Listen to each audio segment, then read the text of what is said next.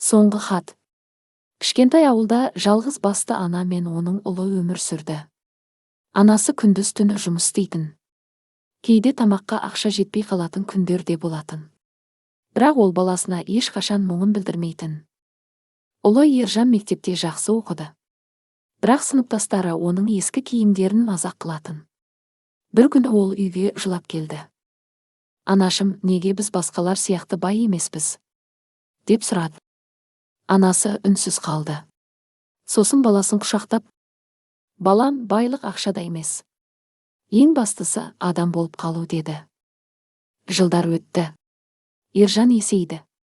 Университетке түсіп, кейін үлкен компанияның басшысы болды. Оның ақшасы да, атағы да болды. Бірақ жұмыстан қолы босамай, анасын сирек көретін. Бір күні анасы оған хат жазып қалдырды.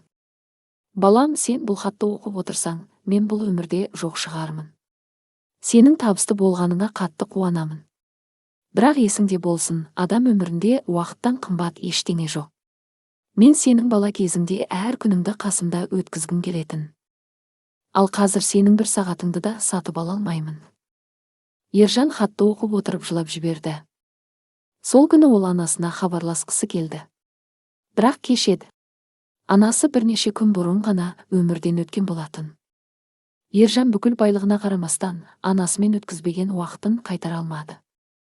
Содан бастап ол адамдарға бір сөзді жиі айтатын болды. Ақшаны қайта табуға болады. Бірақ жоғалған уақытты ешкім қайтара алмайды. Егер ата-анаңыз тірі болса, бүгін оларға хабарласыңыз. Бір күні қоңырау шалғыңыз келгенде кеш болып қалуы мүмкін.